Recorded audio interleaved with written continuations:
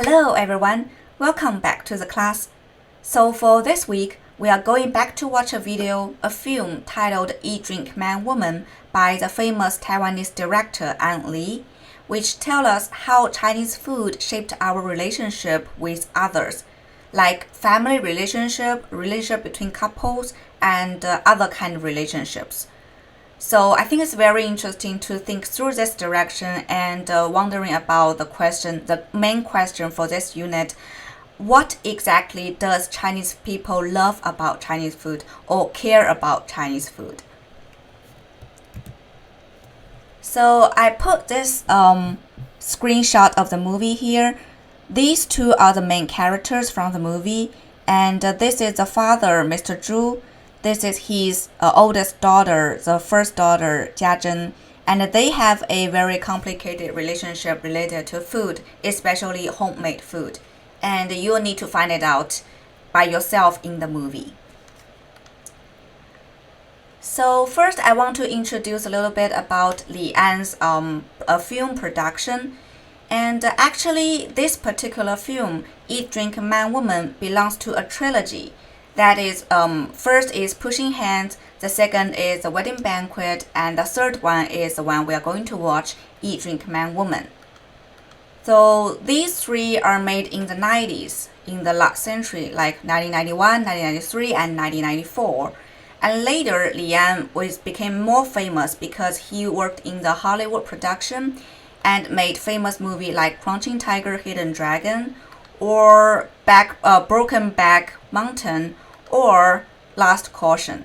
You may heard of these because these are going through a worldwide promotion, while the trilogy themselves they exist in the starting point of Li An's career, and they all based in Taiwanese society. Because Li An is from Taiwan, so he started up his career by making film about people around him and all the stuff and all the things they care actually in the Taiwanese society.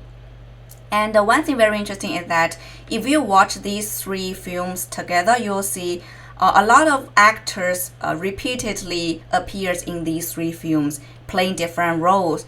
But the the relationship or the chemical relationship between them are kind of little bit different from movie to movie. But it's very interesting to figure that out. And also these main characters, the leading roles, are performed by a very famous actor at that time in Taiwan, especially the one playing Mr. Zhu, the father in our movie, and also the boyfriend of Jiazhen, and also Jiazhen he himself. So all these actors are very famous and are very good at acting. So if you watch the film, you'll realize that. And a little bit about Li An himself. So Li An is a famous director born in 1954, and he is from Taiwan.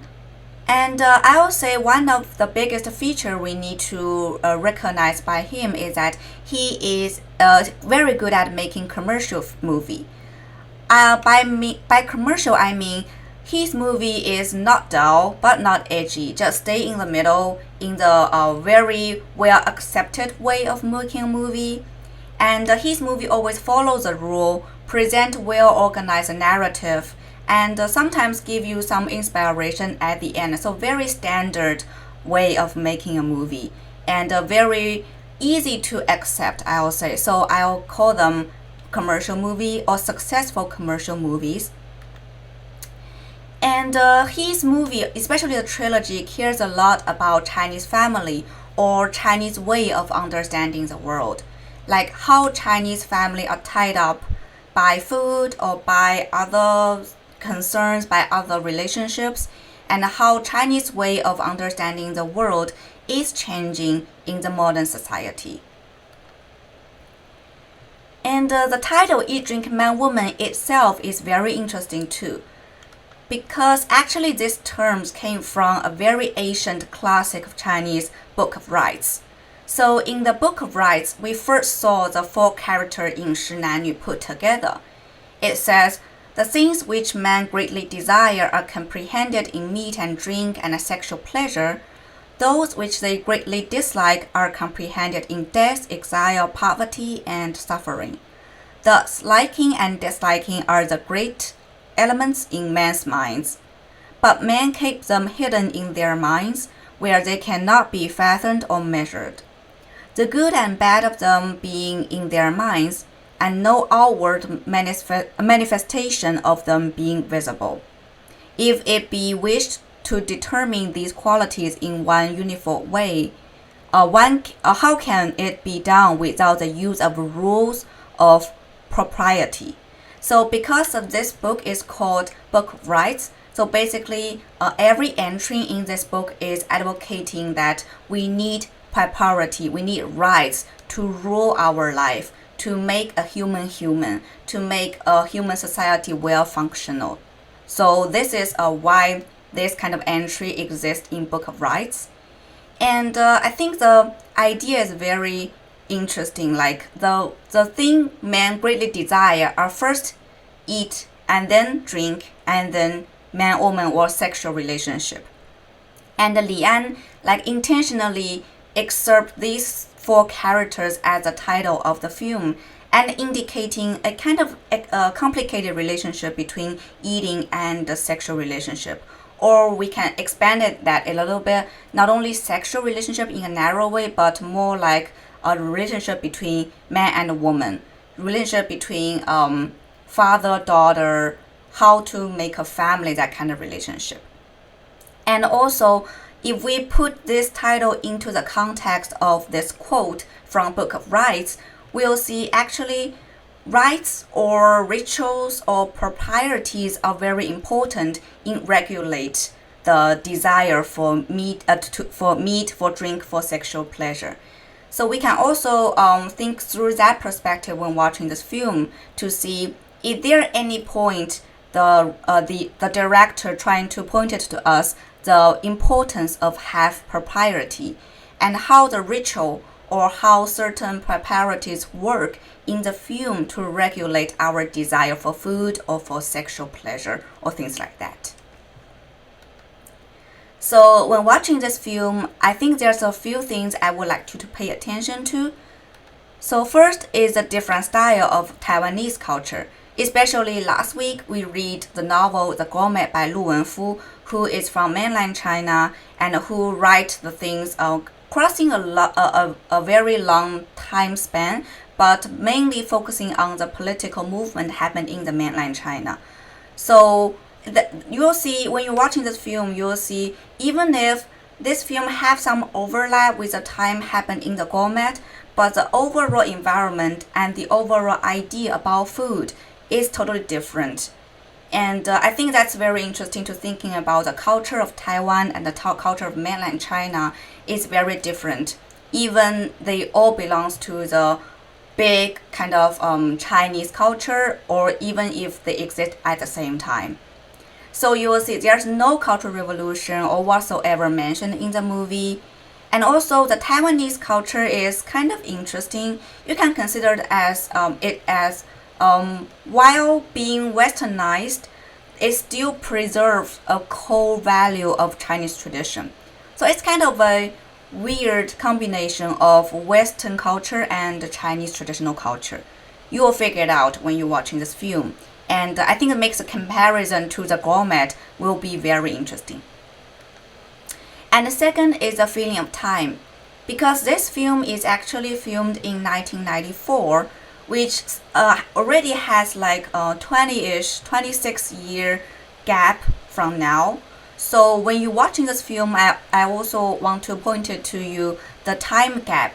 And maybe you can think through that perspective to see how people in the 90s thinking about food and how we in the 2020s thinking about food. Is there any similarities or differences? And lastly is the media. So first is how does a camera language represent food and or sex or family relationship, and how is it different from text?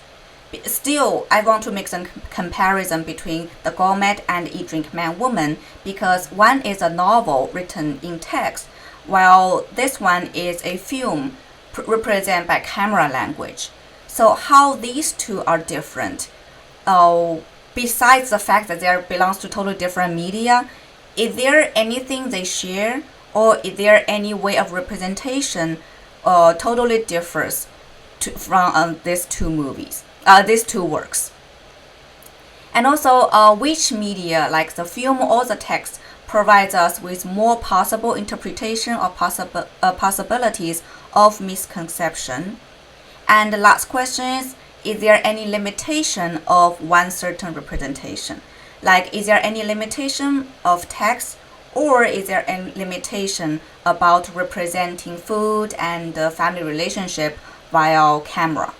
So I think these are very interesting questions we need to keep in mind throughout the semester. A few more questions to thinking about while watching this film. So first is how eating or food related to sex or relationships in the movie.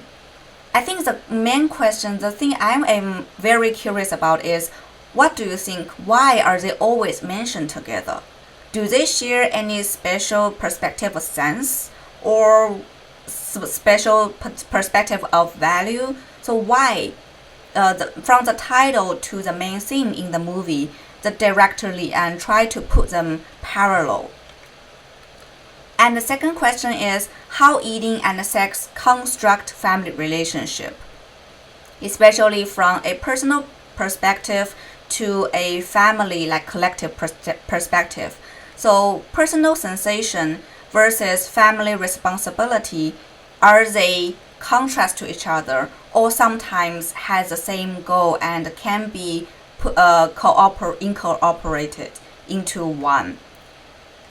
And lastly is from Zhang Dai to the gourmet and to eat, drink, man, woman, from the pre-modern time to the mainland China in modern time, and to eat, drink, man, woman is the Taiwanese time in the modern time. What changes and what remain the same? And when we go back to this unit, the core issue of this unit is, what actually do Chinese people care about food? Do you find any similarities from these three works? Or what kind of impression do these three works give you about Chinese people relationship with Chinese food? Okay, so I think that's all about it. And this is a very brief introduction to the background of the movie. And I hope it is helpful for you to watch this movie. So I hope you really enjoyed it. Please leave your comments down below, whatever your question you have or what kind of thoughts you have when watching this movie. And I will see you on Wednesday. Bye!